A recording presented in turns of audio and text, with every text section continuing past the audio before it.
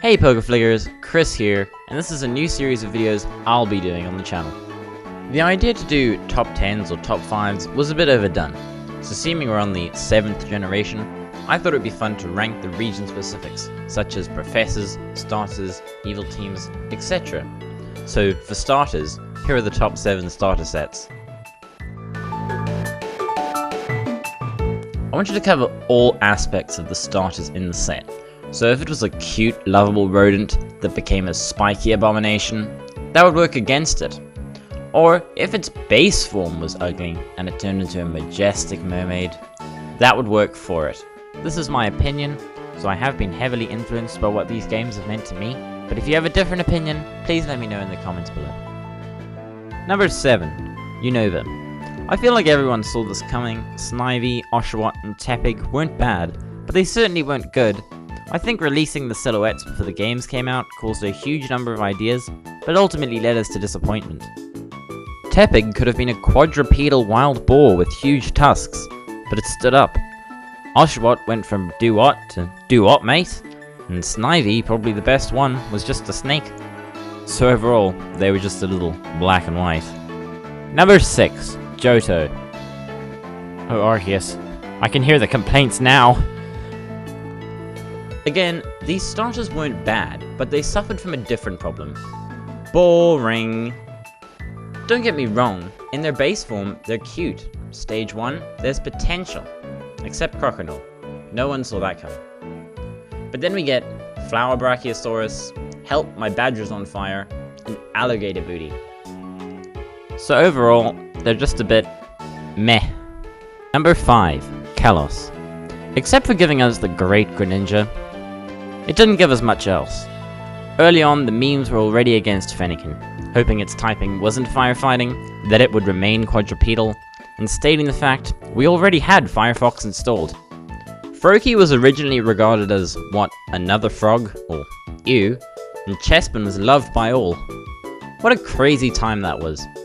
But everything changed when the final evolutions were revealed, and only Greninja, the best starter, could function in competitive. I mean, we knew it was downhill from Quilladin, and proof Delphox was a flop can be seen in Pokken. Yeah, that's harsh. Overall, it's lemme. Number 4, Sinnoh. I suppose it's fitting that Gen 4 is number 4. This one is high up because Diamond was the second Pokemon game I played after Fire Red, and I loved every moment. The plot, the gyms, the characters.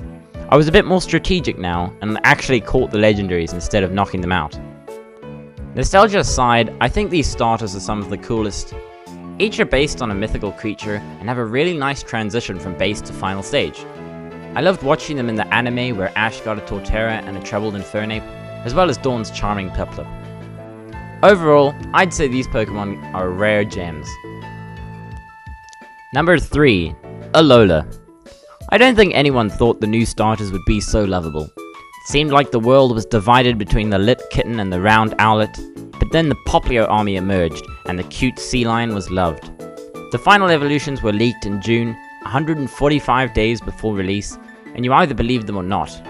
Most didn't, due to the fact that it looked like the bipedal firefighting curse would strike again, or that Poplio's was a little far-fetched.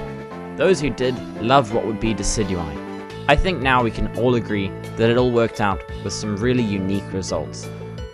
Overall, I don't know how we got so lucky. Number 2, Kanto. Oh my Arceus, the angry mob's back. Okay, this was a hard choice to make. I started in Kanto too, and my favorite Pokemon is Charmander. But it doesn't excuse Bulbasaur's line, and then to further that, it's Mega. Also, if we were given these Pokemon today, we probably wouldn't be as satisfied as our nostalgia would have us believe. Then again, they are number 2, and Venusaur, Charizard, and Blastoise are some of the most iconic Pokemon of all time. So much so that they came back to Kalos and got Megas. Overall, you can say this was the Gen runner-up. Number 1, Hoenn. Yes, the Hoenn starters are the best. Each base form has its own personality. The goofy Mudkip, the cute Torchic, and the cool Trico, as well as their more recent Mega Evolutions, which Game Freak really delivered on, with Anchor Arm Swampert, Christmas Tree Sceptile, and Kentucky Fried Blaziken, who got even more finger-licking good. As I said, this was a hard choice to make, but in the end I went with my opinion. So guys, what were your thoughts? If you disagree, let me know what you'd rank them. And my honorable mentions are Pikachu, for the starter of Pokemon Yellow. Thanks so much for watching, and why not like and subscribe?